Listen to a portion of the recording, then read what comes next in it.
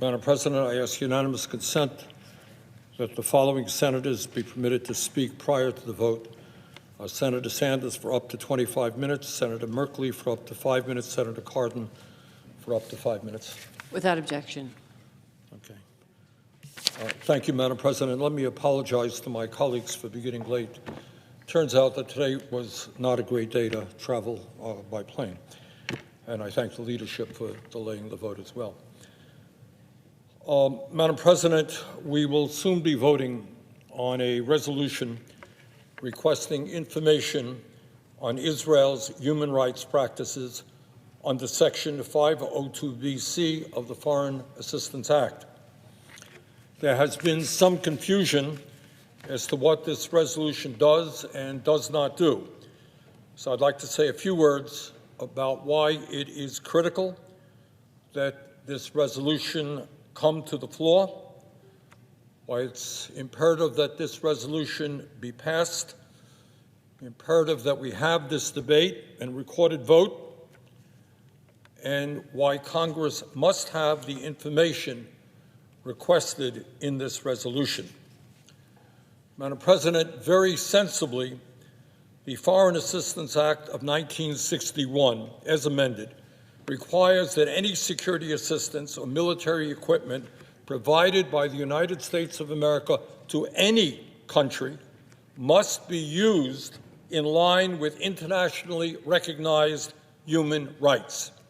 This is not a radical idea and something I hope that we all agree with. This act prohibits assistance to any government that engages in a consistent pattern of human rights violation. This is U.S. law established over 50 years ago, not a new idea. The Act also provides Congress with several oversight tools to ensure that this law is followed.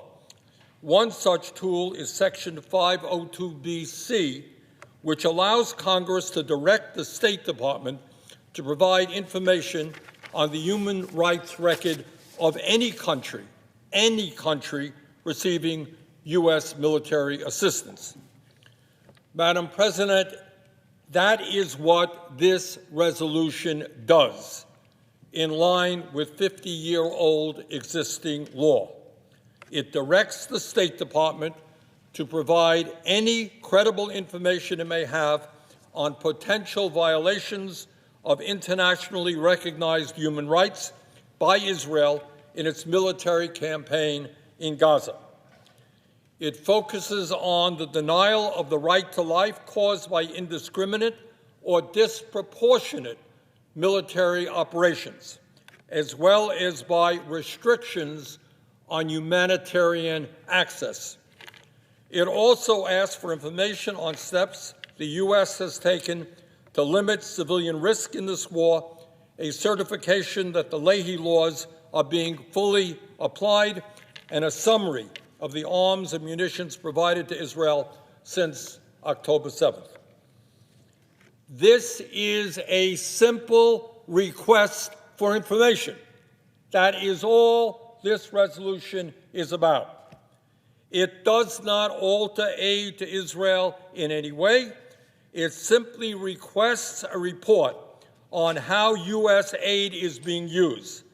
This is a very modest, common-sense proposal, and frankly, hard for me to understand why anyone would oppose it.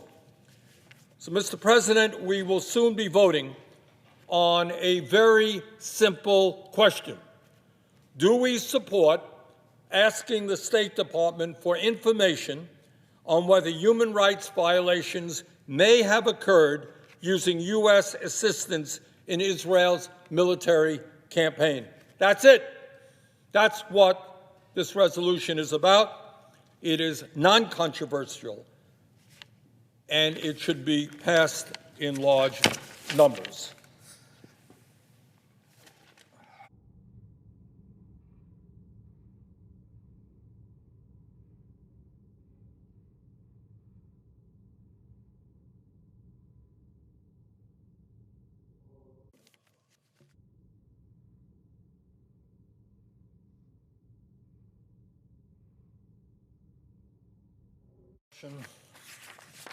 All right. This is not the case today. We don't have the information. The State Department will provide a report. The information requested in this resolution is straightforward to provide, not hard for the State Department, and is critical to congressional oversight. The State Department should have it readily available as required under current U.S. law and policy. Further, in the highly unlikely event the 30-day deadline is not met by the State Department, the law allows Congress to pass a measure continuing aid. After the report is received, Congress may then consider any changes it deems necessary to security assistance to the country in question. Any such resolution must pass both houses of Congress and be signed by the President. But again, what we are voting on today is simply a request for information. And, Mr. President, let me say a few words as to why this resolution is necessary, and these rather horrific photographs behind me, I think, say it all. First, it is necessary because of the scale of destruction in Gaza, the indiscriminate nature of the military campaign, the humanitarian catastrophe that is now occurring, and the limits on humanitarian access, food, water, medical supplies, and fuel. Second, because of the extensive use of U.S. weapons in attacks that have killed thousands of civilians. Much of the destruction that has taken place in Gaza has been done with U.S. weapons. And thirdly, I am concerned about the implications of some of the very extreme statements and unclear intentions coming out of the Netanyahu government. Mr. President, it has been more than 100 days since this war began, with the horrific Hamas terrorist attack which killed 1,200 innocent men, women, and children in Israel, and which took more than 200 hostages, over 100 of whom are still cruelly being held in captivity as of today. And while there is no question in my mind that Israel has the right to defend itself and go to war against Hamas, who started this terrible situation, Israel does not have the right to go to war against the entire Palestinian people and innocent men, women, and children in Gaza. And tragically, that is what we are seeing right now. As we all know, the military campaign being waged by the right-wing Netanyahu government has led to massive destruction and widespread civilian harm. This has been far and away the most intensive bombing campaign of the 21st century. And as President Biden has said repeatedly, and the press and human rights monitors have exhaustively documented, this bombardment has been largely indiscriminate. Mr. President, the results of this bombing campaign has been catastrophic, and I underline the word catastrophic. Since October 7th, the start of the war, over 24,000 Palestinians have been killed by Israeli bombs, and over 60,000 have been injured and wounded. And, Mr. President, 70% of these victims are women and children. And it is believed that thousands more victims lie under the rubble of destroyed buildings in Gaza. Since the beginning of this war, 1.9 million Palestinian men, women, and children have been driven from their homes. That is 85%, 85% of the total population of Gaza has been forced out of their homes. Where are they going? They've been driven here, they've been driven there. They do not even know today whether they are ever going to be able to return to their homes. These are impoverished people who have no idea as to what their future is or will be. Despite the sharing of coordinates with Israeli forces, 40 United Nations facilities have sustained direct hits. 61 UN installations have suffered collateral damage, and 150 UN workers have been killed. 150 UN workers have been killed. Mr. President, the United Nations reports that over 234,000 housing units have been damaged and more than 46,000 homes completely destroyed in Gaza, amounting to nearly 70% of the housing stock, a figure confirmed by academic analysis of satellite radar data. That means, and this is rather an incredible reality, that means that the destruction of Gaza after 100 days has surpassed the destruction of Dresden during World War II, where half the homes in that city were destroyed, and is beyond the damage in dozens of other German cities subjected to years of bombing during World War II. Today, Mr. President, not only are the vast majority of people in Gaza homeless, but they lack food, water, medical supplies, and fuel. A recent UN report indicates that half of the population of about 2.2 million people are at risk of starvation, and 90% say they regularly go without food for a whole day. And parents there go out of their way to make sure that their kids eat first. The chief economist at the World Food Program said that the humanitarian disaster in Gaza was among the worst he had ever seen. Aid groups say that in the coming weeks, the entire population of Gaza could face famine. Mr. President, let us be clear. The reason as to why this resolution must be passed today is that right now as we speak, hundreds of thousands of children in Gaza, innocent children, are starving right before our eyes. We cannot turn away.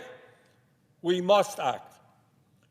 Tragically, despite the efforts of the UN and others, despite the growing humanitarian crisis we are seeing, the situation has actually gotten worse in terms of getting aid to the people in need, to these children.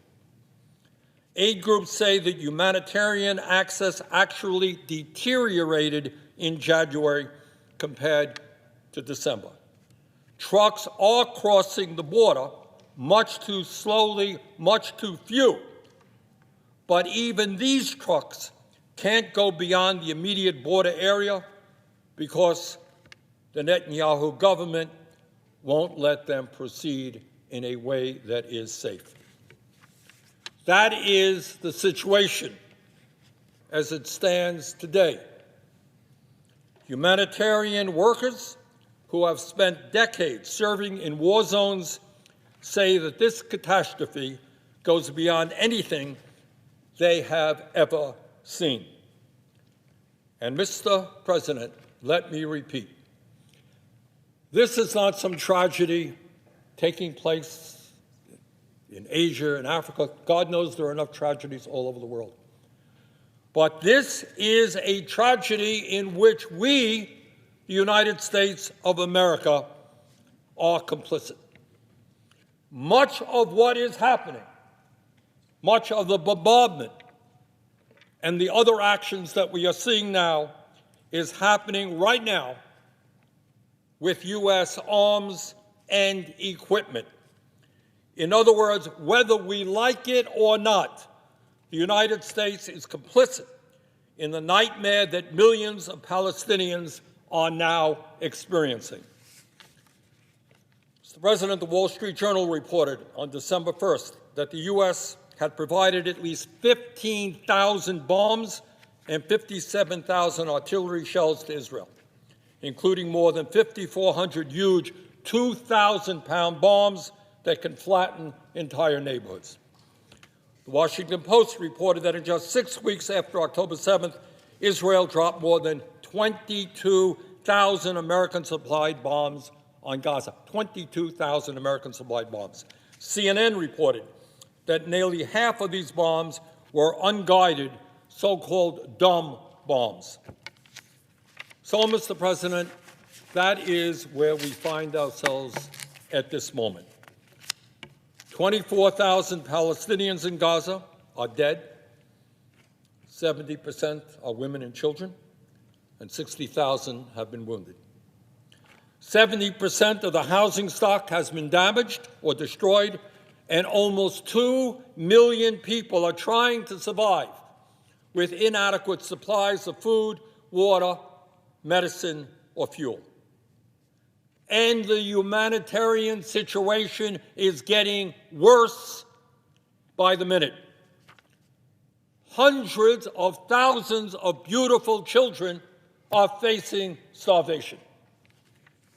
Mr. President, given the scale of the destruction and the extensive use of American arms, military equipment in this campaign, Congress must act. And that is why we must pass this 502B resolution. We must ensure that U.S. aid is being used in accordance with international human rights and our own laws. Mr. President, a vote for this resolution is simply to request more information on a tragic situation that the American people care about. Go back home, I say to my colleagues. Red state, blue state, purple state, this issue, this suffering is on the minds of the American people. And that's all that this resolution does. Now, a vote against this resolution, which I have a hard time really understanding, it says, quote, I don't want more information. I'm going to vote against this resolution. I don't want a report from the State Department. I don't want to know how U.S. military aid in Israel is being used. I don't want to know what responsibility the United States may have for this humanitarian disaster. I want to keep my head in the sand. I don't want to see what's going on. And frankly, Mr. President, no matter what your view on this terrible war may be, agree with me, you don't agree with me, we cannot bury our eyes in the sand. The truth is that since that terrible day on October 7th, when Hamas attacked Israel, the Senate has had little meaningful debate on this war, despite the horrific toll and the deep concerns of many Americans. We have passed symbolic resolutions, but we have not considered a single measure that grapples with the unprecedented destruction, the humanitarian crisis, or the use of American weapons in a military campaign that has left so many dead, wounded, and displaced. Now, no matter what happens on this vote, I know that this will not be the end of this debate. It is just the beginning. And finally, Mr. President, I would like to say a word about this resolution's broader importance. Right now, we are focusing on Israel, as we should, given the situation in Gaza. But in general, what this provision does is extremely sensible. It demands accountability as to how U.S. military aid is used and whether the recipients of that aid abide by international law and our own human rights standards. This is true for Israel, for Saudi Arabia, and for any country that receives U.S. military aid. Frankly, I hope this vote is the first of many as we take a hard look at how our military aid is being used. Therefore, Mr. President, pursuant to 22 U.S.C. 2304 and in accordance with the provisions of Section 601B of the International Security Assistance and Arms Export Control Act of 1976, I move to discharge the Committee on Foreign Relations of the further consideration of S-Res 504, a resolution requesting information on Israel's human rights practices pursuant to Section 502BC of the Foreign Assistance Act of 1961. The senator's request is already pending. Thank you. Mr. President, I reserve the balance of my time, and I would yield the floor to Senator Merkley. Mr. President. The senator from Oregon. Mr. President, on October 7th, Israel suffered a horrific terrorist attack by Hamas. It echoes very much the impact that we felt here in America on 9/11 when we suffered a horrific terrorist attack. And it connected our hearts to the hearts of Israelis in a powerful way. And certainly, I completely supported and support now the cause of Israel to go after Hamas to stop this terrorist threat. I fully support the grief they feel with the hostages who remain and their desire, their goal to get those hostages free. And I know that the U.S. has been incredibly working in partnership with Israel toward that objective. Tonight, we are further into that campaign, and we have before us a request for a report from the administration through the exercise of 502BC on any potential violations of internationally recognized human rights that may have occurred in this conflict. A request for a report that would be due in 30 days. And I'm here tonight still supporting strongly Israel's right to go after Hamas, but also saying that we have a responsibility to ask hard questions about how a war is conducted. Every war. And we weigh in on human rights all around the world. And I chair a commission, co-chair a commission that looks into China's abuses of human rights in all kinds of dimensions, from Tibet to the slavery of the Uyghur population. So why is this request for this information important? There are three reasons. And they all relate to the validity of targeting Hamas, but the invalidity, potential invalidity of a strategy that also targets the Palestinian people living in Gaza. And understanding this dimension, understanding it in terms of humanitarian aid, understanding it in terms of the huge toll on civilians that the bombing has taken, understanding it in terms of the dimension of displacement, where so many have been displaced, driven towards the south, crowded into Rafah along the border with Egypt. So I'm going to shortly briefly address each of those. I was one of the first members of this chamber to call for immediate ceasefire and a massive influx of humanitarian aid because of the enormous calamity that is occurring in Gaza with the strategy that Israel is using of mass bombing and artillery shells. One aspect of this is how does one get humanitarian aid in to assist those innocent civilians who have been so profoundly impacted? So earlier this month, Senator Van Hollen and I went to the Rafah crossing on the border between Egypt and Gaza. We talked to the governments, we talked to the international aid workers that work through the United Nations, alphabet soup of organizations. We talked to the seasoned individuals who have worked in war conflict zones around this globe. And they all said that getting humanitarian aid in is extraordinarily difficult for two reasons. And the first of those reasons was it's very hard to get pre-clearance for the aid. Trucks filled with food, water, medical supplies were lined up for miles in the desert waiting to be granted entry into Gaza.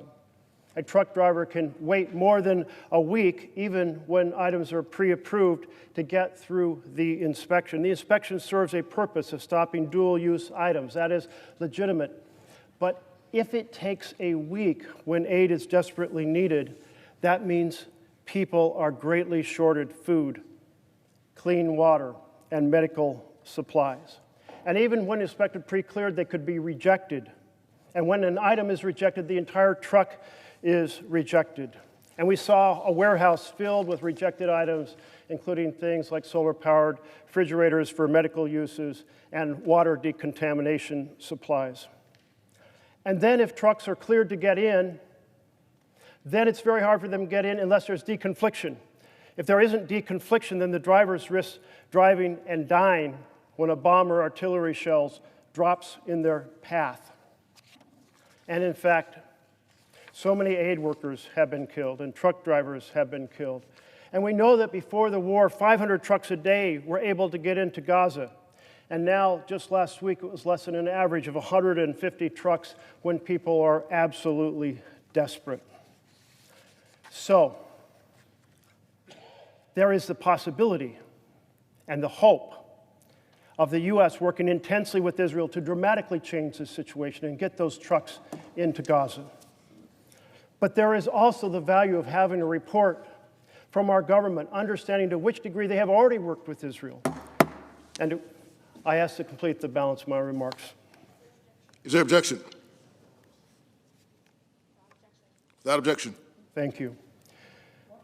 So, second, Mr. President, could we just have an estimate of how much longer you're going to be? an estimate of 5 minutes.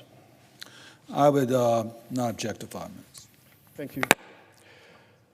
So our government should work to solve this problem, but we've been working to solve it. So having a report announced by our government to what degree these strategies of a dysfunctional inspection process and a dysfunctional deconfliction process are a part of a deliberate strategy to create and intensify the shortage of food and water and medical assistance. The second concern I have is about the bombing and artillery shells, which our president has described as an indiscriminate campaign of bombing. We all understand that this terrible attack from Hamas, that Hamas is the enemy, but the Palestinians who live in Gaza and are not part of Hamas, they did not attack Israel. They are not the enemy. And thus it's essential that Netanyahu's government's war strategy against Hamas actually targets Hamas and not innocent Palestinians. It's estimated that 2/3 of the people killed, 2/3 killed, have been women and children. That's some 8,000 children, 8,000 women. It's a massive toll. So a report under 502(b)(c) would be valuable in understanding this strategy. And we are closely tied to it, which is another reason we should want this information. We have supplied over 10,000 tons of military equipment since October 7th. We've included 15,000 bombs and 57,000 artillery shells. It would be useful to have our own government analyze this and understand why we are supplying the very weapons that our government has said Israel should quit using and do a more targeted campaign. That's the goal of 502(b)(c), to get a report, to get answers. My third concern is the displacement. The widespread bombing has produced some 85% of the people displaced in Gaza. A leaked intelligence ministry paper, Israeli intelligence ministry paper, said that there are three options, and option C is a preferred option involving an air campaign in the north, driving people to the south, hopefully displacing them into the Sinai. That has a spooky similarity to the facts on the ground. And of course, such a displacement strategy has been called out by some ministers of the Israeli government, one of them calling for exactly that strategy, saying we want a Gazan Nakba, that people will not be able to return. So we have the government paper, we have the testimony by ministry officials that that was their goal. Is that their goal? The government of Israel has now adamantly said that is not their goal. That is useful to have our government's best understanding, because we should never be complicit in a displacement campaign if that is in fact what is going on. So colleagues, we look at conditions around the world, and normally it's folks we have little relationship with, although sometimes we have a relationship with, but it's an on and off again, like the situation we have with Saudi Arabia. In this situation, it is our friend and partner that we've worked so closely with, and it may feel awkward and difficult to say we need to take a close look. But when there's been this level of casualties, and we are this closely tied to it, it is the right thing to do to get the type of information that would come through this request. I encourage my colleagues to support it.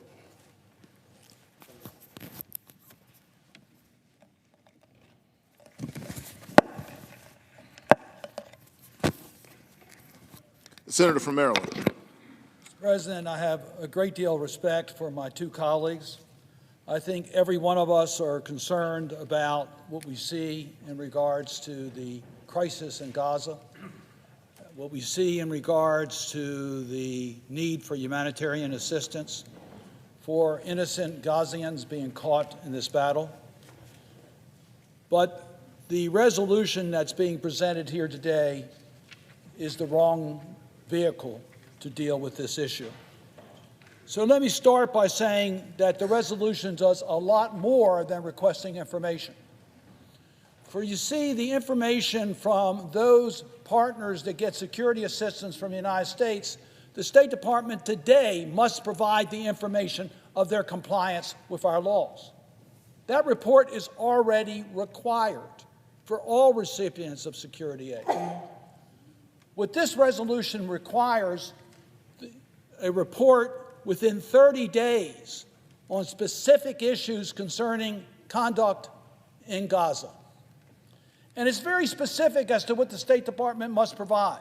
I'll just give you one example, and there are many, many other examples here.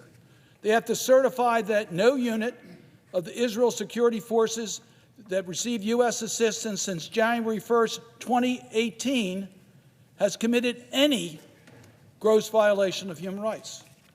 Now, they got to do that within 30 days, or aid is suspended. And once they give a report, it triggers privilege resolutions on this floor to cut off aid to Israel. And I strongly disagree with my colleagues. 502B was never intended to be used against an ally during a war. It's never been used for that purpose. That's not the right vehicle to deal with this. Mr. President, this is the 102nd day since Hamas's brutal attack against Israel. 102 days that hostages have been held. Our thoughts and prayers are with the hostages, and we all agree that Israel has the right to defend itself. The challenges are made much more difficult because they're going against an enemy that has sworn to destroy the nation, Israel. And they still believe that.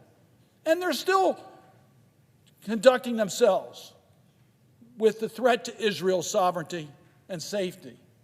Missiles are still available to be shot into Israel. They're still there in Gaza. We know what the Houthis are doing in the Red Sea. We know what Iran is doing in Iraq. We know the problems on Israel's northern border by Hezbollah.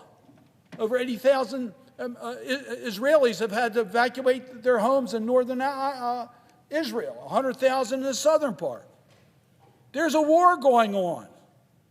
And it's made much more difficult because Hamas, sworn to destroy Israel, embeds its operations within the civilian population, has a tunneling network to try to protect its military assets, making it very difficult for Israel to be able to eliminate the threat.